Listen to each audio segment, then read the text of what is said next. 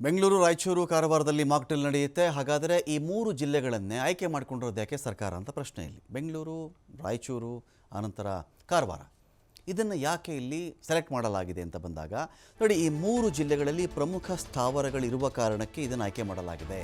Mach ಡ್ರಿಲ್ನಲ್ಲಿ ಪ್ರಮುಖ ಸ್ಥಾವರಗಳನ್ನು ಮರೆಮಾಚುವ ಬಗ್ಗೆ ಕೂಡ ತರಬೇತಿ ಕೊಡಲಾಗ್ತಾ ಇದೆ. ರಾಯಚೂರಲ್ಲಿ ಉಷ್ಣ ವಿದ್ಯುತ್ ಸ್ಥಾವರ ಇದೆ, ಕಾರವಾರದಲ್ಲಿ ಕೈಗಾ ಅಣು ವಿದ್ಯುತ್ ಸ್ಥಾವರ ಇದೆ. ಬೆಂಗಳೂರು ನಗರಗಳಲ್ಲಿ ಹಲವು ಪ್ರಮುಖ ಸ್ಥಳಗಳು, ಕಟ್ಟಡಗಳು ಇವೆ. ಸೇನೆಗೆ ಸೇರಿದಂತಹ ಪ್ರಮುಖ ಸ್ಥಳಗಳು ಹಾಗೂ ಕಟ್ಟಡಗಳಿವೆ.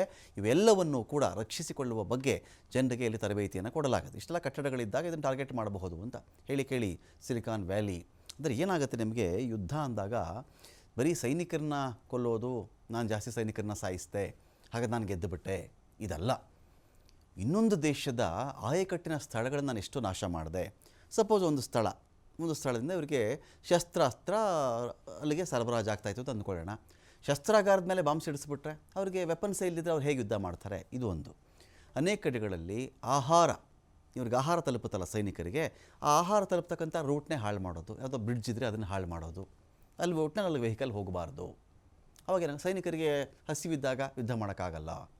ಅನೇಕ ಕಡೆಗಳಲ್ಲಿ ಆ ನೀರಿರುತ್ತೆ, ಅಗತ್ಯವಾದಂಥ ನೀರಿರುತ್ತೆ ಅವ್ರಿಗೆ, ಆ ನೀರಿಗೆ ವಿಷ ಹಾಕಿಬಿಡೋದು. ನೆಪೋಲಿಯನ್ ಯುದ್ಧಗಳಲ್ಲಿ ಇದೆಲ್ಲ ಕೇಳಿದ್ದೀವಿ ನಾವು, ರಷ್ಯಾದ ಯುದ್ಧಗಳಲ್ಲೂ ಕೇಳಿದ್ದೀವಿ.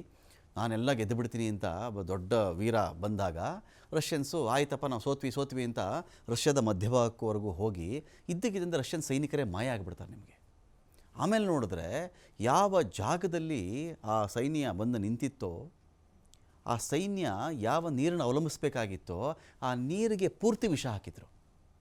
ಸೈನಿಕರು, ನಿಮಗೆ ಗೊತ್ತಿರಲಿ, ನೀರು ಕುಡಿಯೋಕ್ಕಾಗದೆ, ಆಹಾರ ಇಲ್ಲದೆ, ಆ ಶೀತವನ್ನು ತಡೆಯೋಕ್ಕಾಗದೆ ಏನು ಗುಂಡುಗಳಿಂದ ಸಾಯಿಸಲಿಲ್ಲ, ಹಾಗೇನೆ ಸತ್ತು ಹೋಗ್ತಾರೆ. ಅದೇ ರೀತಿಯಲ್ಲಿ ನೀರನ್ನು ಹಾಳು ಮಾಡೋದು, ಆಹಾರ ಹಾಳು ಮಾಡೋದು, ರಸ್ತೆಗಳನ್ನು ಹಾಳು ಮಾಡೋದು, ಜೊತೆಗೆ ನಿಮಗೆ ಏರೋಪ್ಲೇನ್ಗಳಿಗೆ ಅಥವಾ ಯುದ್ಧ ವಿಮಾನಗಳಿಗೆ ನಿಮಗೊಂದು ಟ್ರ್ಯಾಕ್ ಬೇಕಲ್ಲ, ರಸ್ತೆ ಬೇಕಲ್ಲ ಟೇಕ್ ಆಫ್ ಆಗಲಿಕ್ಕೆ. ಹಡಗಿನ ಮೇಲೂ ಕೂಡ ಈಗ ಹೋಗಬಹುದಾದ ಬೇರೆ ವಿಚಾರ, ಹಡಗನ್ನು ನಾಶ ಮಾಡ್ತಕ್ಕಂಥ ಕೆಲಸಗಳನ್ನು ಕೂಡ ಮಾಡಲಾಗುತ್ತೆ ಯುದ್ಧದಲ್ಲಿ. ಅಂತ ರಸ್ತೆಯೇ ಹಾಳು ಮಾಡಿಬಿಡೋದು, ಟೇಕ್ ಆಫೇ ಯಾಕಾಗಲ್ಲ ಆವಾಗ. ಸೊ ಈಗ ಅಣು ವಿದ್ಯುತ್ ಸ್ಥಾವರ ರಕ್ಷಣೆ ಮಾಡಿಕೊಳ್ಬೇಕು, ಉಷ್ಣ ವಿದ್ಯುತ್ ಸ್ಥಾವರವನ್ನು ರಕ್ಷಣೆ ಮಾಡಿಕೊಳ್ಬೇಕು.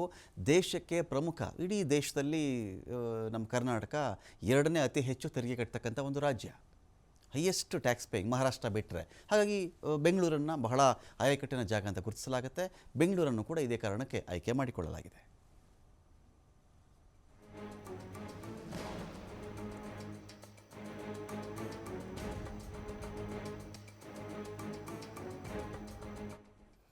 ಕೆಲವೇ ಕ್ಷಣಗಳಲ್ಲಿ ಬೆಂಗಳೂರಲ್ಲಿ ಅಧಿಕಾರಿಗಳ ಸಭೆ ಇದೆ. ರಾಜ್ಯ ಸಿವಿಲ್ ಡಿಫೆನ್ಸ್ ಅಧಿಕಾರಿಗಳ ಸಭೆ ಇದು. ಪೌರ ರಕ್ಷಣೆ ಪ್ರಶಾಂತ್ ಕುಮಾರ್ ಠಾಕೂರ್ ನೇತೃತ್ವದಲ್ಲಿ ಸಭೆ ನಡೀತಾ ಇದೆ. ಕರ್ನಾಟಕ ರಾಜ್ಯ ಅಗ್ನಿಶಾಮಕ ಮತ್ತು ತುರ್ತು ಸೇವೆಗಳು, ಗೃಹ ರಕ್ಷಕ ದಳ, ಪೌರ ರಕ್ಷಣೆ, ರಾಜ್ಯ ವಿಪತ್ತು ಸ್ಪಂದನಾ ಪಡೆ ಜೊತೆಗೆ ಈ ಒಂದು ಸಭೆ ನಡೆಯುತ್ತೆ. ಅಂದರೆ ಈ ಸಭೆ ಬಹಳ ಮುಖ್ಯ ಇರುತ್ತೆ. ಇದು ನಾಳಿನ ಮಾಕ್ ಡ್ರಿಲ್ ಸಂಬಂಧಪಟ್ಟಂತೆ ಒಂದು ವೇಳೆ ಯುದ್ಧವನ್ನೇ ನಾವು ಎದುರಿಸುವಂಥ ಸಂದರ್ಭ ಬಂದರೆ ಕರ್ನಾಟಕ ಹೇಗೆ ರೆಡಿಯಾಗಿರಬೇಕು, ಬೆಂಗಳೂರು ಹೇಗೆ ರೆಡಿಯಾಗಿರಬೇಕು, ಎಲ್ಲ ವಿಚಾರಗಳಿಗೆ ಸಂಬಂಧಪಟ್ಟಂತೆ ಇದರಲ್ಲಿ ಚರ್ಚೆ ಮಾಡಲಾಗುತ್ತೆ.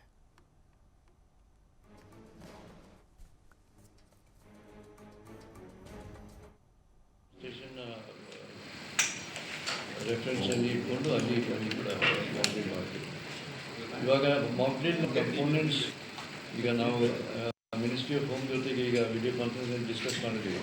ನಮ್ಮ DIG ವರ್ತಿಕಾ ಅವರು ನಿಮಗೆ ತಿಳಿಸ್ತಾರೆ. ಕಾಂಪ್ಲೀಟ್ ಪಾಯಿಂಟ್ಸ್ ಇದಾಗಿದೆ.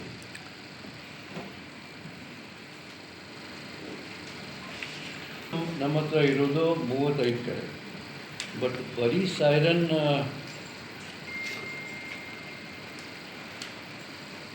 ಈ ಮಾಕ್ ಡ್ರಿಲ್ದು ಕಂಪೋನೆಂಟ್ ಇಲ್ಲ, ಇನ್ನೂ ಕೆಲವು ಕಂಪೋನೆಂಟ್ಸ್ ಇದ್ದಾವೆ.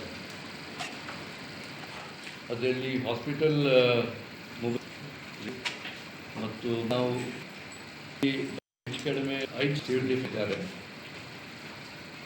ಸೊ ನಾವು ಮಾಡಿಕೊಂಡು ಸೆನ್ಸಿಟೈಸ್ ಮಾಡಿಕೊಂಡು ಬೇರೆ ಕಡೆ ಅವರಿಗೆ ಡಿಪ್ಲಾಯ್ ಮಾಡಿ. ಎಷ್ಟು